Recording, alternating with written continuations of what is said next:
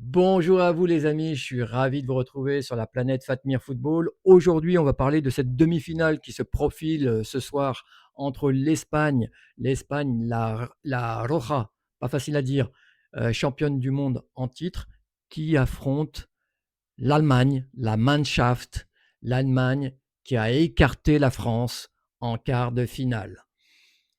Ça fait encore mal, mais on va passer là-dessus. Deux beaux pays, deux pays qui ont connu la gloire, deux pays qui savent gagner les grosses compétitions. Donc ça va être un match de championne, même si je pense, et je vais développer ça un peu plus loin dans la vidéo, je pense que la tournure des événements pourrait nous offrir un match quand même un peu plus déséquilibré que ce qu'on annonce sur le papier.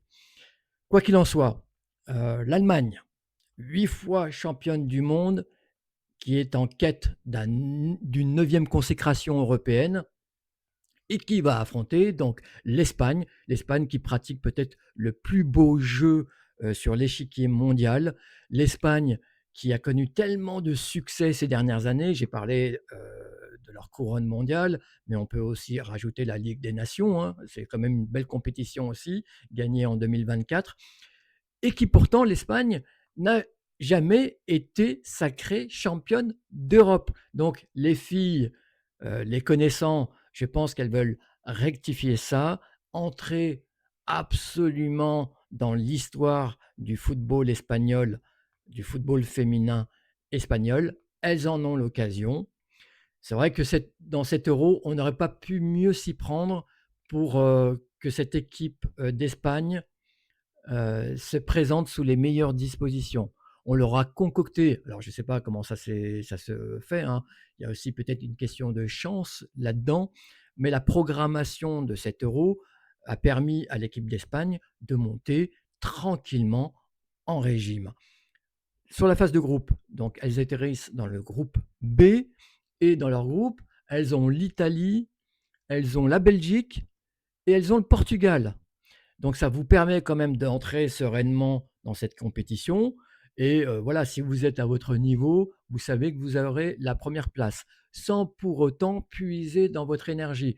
Ce sont de belles équipes en face, mais ça reste quand même des nations, non pas mineures, mais des nations qui, voilà, jouent un second rôle, au niveau européen, au niveau, mondial et c'est ce qui s'est passé. L'Espagne a tranquillement assuré sa première place et s'est présentée donc en quart de finale contre le pays organisateur, la Suisse. Donc ça reste toujours un défi pour, n'importe quel pays, même pour l'Espagne, d'affronter donc le pays organisateur qui est ultra motivé toujours, effectivement et c'est ce qui s'est passé, hein. Ça n'a pas été un match, dont l'issue était cousue de fil blanc, mais quand même, l'Espagne, ça leur a permis de monter un peu plus en régime, et de passer donc, l'écueil des quarts de finale plutôt tranquillement, en marquant 2 buts, en n'en encaissant pas. Donc, elles ont coché toutes les cases et elles se présentent vraiment, encore une fois, dans les meilleures dispositions pour affronter l'Allemagne.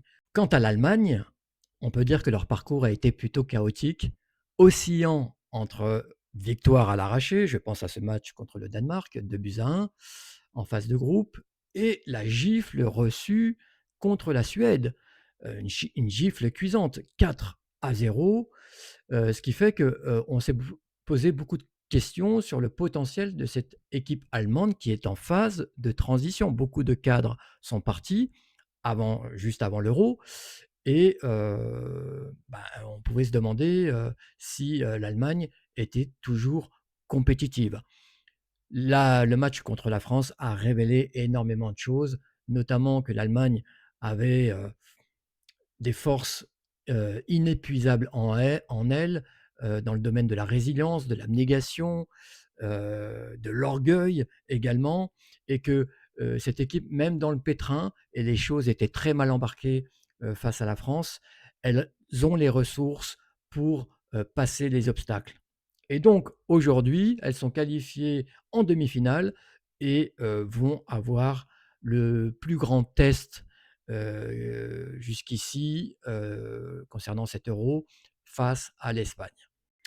Et je pense, les amis, que, c'est la dimension physique qui va déterminer le vainqueur de ce match. Alors, je vous entends me dire que les Espagnols, maintenant, n'ont rien à envier physiquement aux autres nations. Vous avez tout à fait raison, c'est pas là où je veux en venir, hein. C'est simplement sur le fait que les joueuses dépositaires du jeu espagnol ont été très sollicitées tout au long de l'année. La ossature espagnole est basée, sur, 2 clubs quasiment, le Real de Madrid, mais surtout le club catalan, le club du Barça. Et on sait que le Barça joue sur énormément de tableaux et en général, toutes les compétitions auxquelles elle participe, elles vont au bout et les gagnent. Cette année n'a pas dérogé à la règle, le Barça a beaucoup gagné, a gagné le championnat notamment, la coupe de la reine aussi, mais il y a d'autres compétitions auxquelles elles ont participé. La Ligue des championnes, où elles sont allées en finale et l'ont perdue, et cette défaite aussi, qui a dû, faire très mal, et ben, heu, complique la récupération, en quelque sorte, parce que c'est le point d'orgue, la Ligue des championnes. C'est l'objectif principal de ce club du Barça, et avoir, raté cet objectif, bah, ça vous pèse dans les jambes.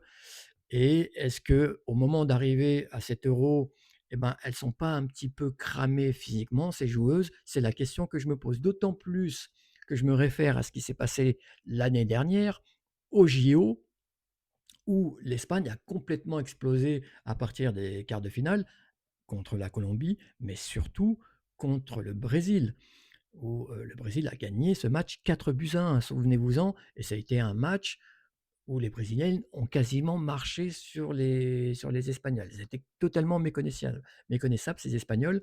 Donc on peut se poser cette question cette année. Est-ce que Moncé Tomé, a tenu compte, parce qu'elle est partie prenante, hein, elle était coach de cette équipe l'année dernière. Est-ce que Moncé Tomé, qui entre parenthèses est aussi aimable qu'une porte de prison, quand vous la regardez, elle vous, fout quand même les chocottes, je dois l'avouer. Mais bon, ça n'empêche pas de produire du beau jeu avec ses troupes, et c'est tant mieux. Je referme la parenthèse.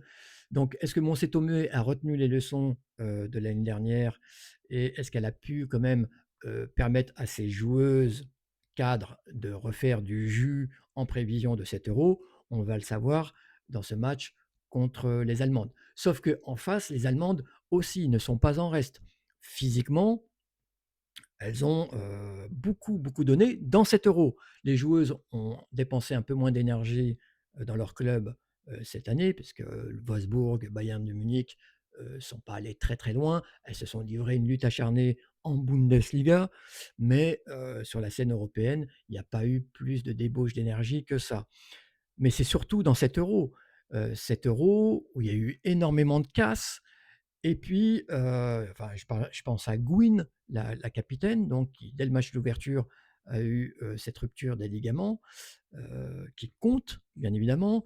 Et puis, il y a aussi, forcément ce match, contre la France, où les Allemandes ont beaucoup puisé, et physiquement et mentalement.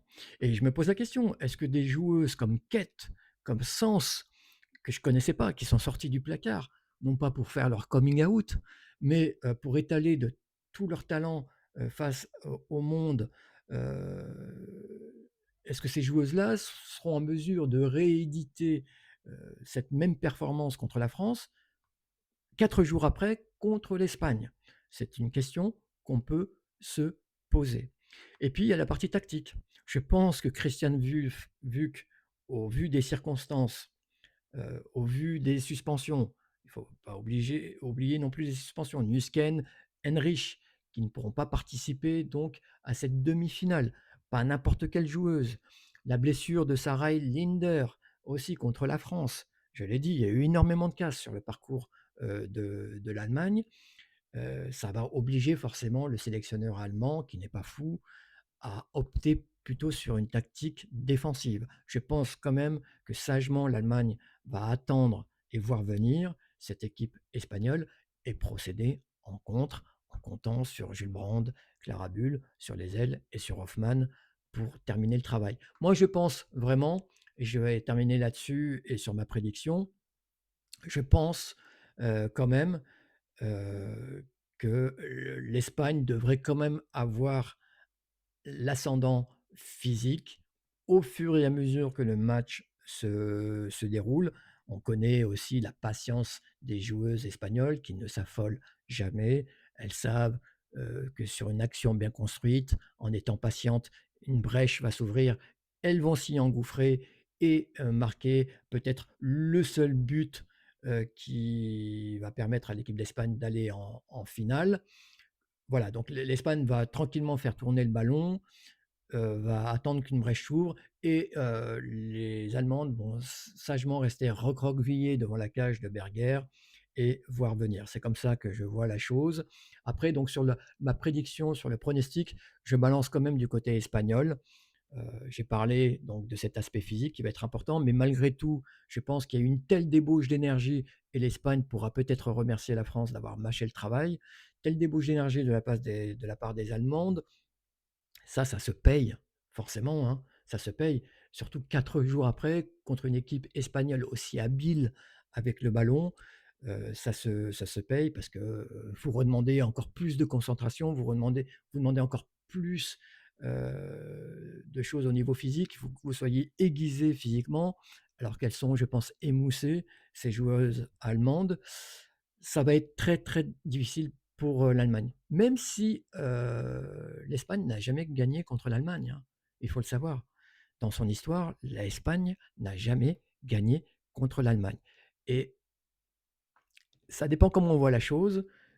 Ça peut être, rédhibitoire pour certains et pour d'autres, une chance incroyable de marquer le coup, de marquer les esprits, de marquer l'histoire aussi pour l'Espagne, pour les joueuses espagnoles, de gagner contre cette équipe allemande qui, ça c'est sûr, hein, va faire preuve d'orgueil. Ce sont des championnes. On est entre championnes, donc on va avoir quand même un très beau match. Les Allemandes vont aller au bout du bout de ce qu'elles peuvent donner.